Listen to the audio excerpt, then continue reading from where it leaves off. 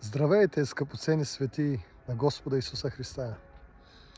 Нека Бог Израилев да ви благослови изобилно, Божият мир и Божията благодат да ви се преумножават в името на нашия Господ Исус Христос.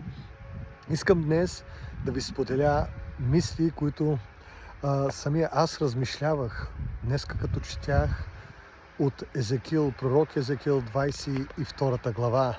Също така искам да ви покажа това хубаво, прекрасно време, което имаме тук в Германия. Това е първия сняг на 2026 година. Благодарим на Господа за това прекрасно време. И когато четях от Езекил 22 глава, Господ говореше на Езекил и му разказваше за греховете на града Иерусалим. Той казваше за всички беззаконства и поради какво Бог унищожава града Иерусалим и защо всички са отишли в плен. Просто навсякъде е имало хаос, беззаконие, нечестие. Когато той изброяваше беззаконията на Иерусалим, също така той достигна до първенците на Иерусалим. Когато всички те са беззаконствали, са ограбвали немотния и са вземали подкупничество, за да обогатят себе си. Също така той говореше за пророците, които пророкуваха лъжливо в името на Господа, като чародействаха и улавяха душите. Тези души, които са били простодушни. И най-накрая той спомена за греховете на свещениците, които трябваше да пазят закона, а напротив, те са беззаконствали и са вървяли против закона на Господа. Какво ми даде Бог да открия в това? Бог ми даде да разбера, че ние, църквата Христова, днес сме като стария Израил. Израил е пример и иносказание за днешната църква.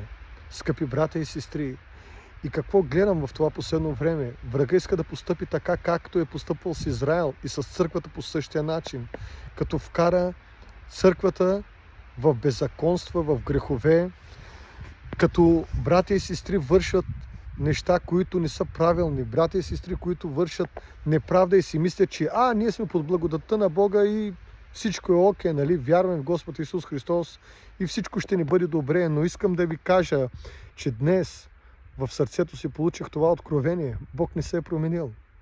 Не се самоизлъгвайте. Това са лъжите на дявола. Бог, както в Стария завет, така и в Новия завет, призовава народа си към святост. Самия Павел казва: търсете онова освещение, без което никой от нас няма да може да види Господа, нашия Бог. Скъпи братя и сестри, в края на Езекил, 22 глава, 30 и 31 стих ми направи голямо впечатление, защото Бог там завършва така. И като потърсих, вика, мъж, вика, човек, да издигне оградата, да застане в пролома, вика, не намерих. И затова, вика, излях яростния си гняв върху града и го унищожих. Какво ми даде впечатление? Че ние като църквата Христова в последните времена сме отговорни за всичко това, което се случва около нас. Ние трябва да издигнем оградата и да застанем в пролома. За всеки един от нас, като християни, като вярваш в Господа, да се молим за града, където живеем, да се молим за държавите, където живеем. Както е написано на едно място: молете се за града, където ви изпратих пленници, вика. Молете се за града, за да има мир, защото ако града има мир, и вие ще имате мир. Бог напризовава като свети и Христови днеска да се молим за това човечество, което беззаконства. Не да говорим за греховете им. Вижте какво правят, виж какво прави онзи, виж какво прави този. Ние трябва да спрем, както има една проповед на нашия скъпоценен брат Максим Асенов: приличаш ли на дявола? И днеска ние трябва да се питаме: приличаме ли на дявола? Клеветим ли хората? Клеветим ли онзи какво върши или какво прави? А не гледаме ли нашата града, която е в окото ни?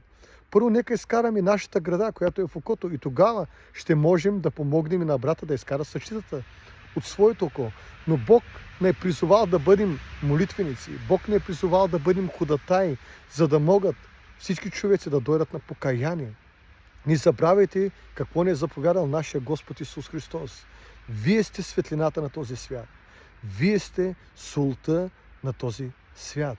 Както вчера и моя Шури Илиян получи откровение, тук като имаше сняг, вареше твърдо, силен сняг и зареди всички улици. И понеже той е шофьор и е доставчик на храна. И по едно време си казва, какво става? Много е заледено, да не стане нещо, защото колите вече шофираха с 10 км в час. И слава на Бога, по едно време се явиха всички тези камиони с сол, за да ръсят сол по улиците. И когато поръсяха сол, той видя, че улицата стопиха и пак бе угодно за колите и за шофьорите, за да шофират. И каза, тогава си спомних словото на нашия Господ Исус Христос. Вие сте солта. Ние наистина трябва да бъдем сол.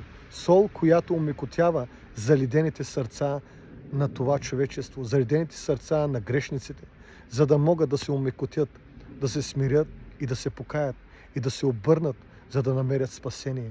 Ако днес ти си намерил спасение, това е даром. А Господ каза, даром взехте, даром дайте. Бъдете благословени.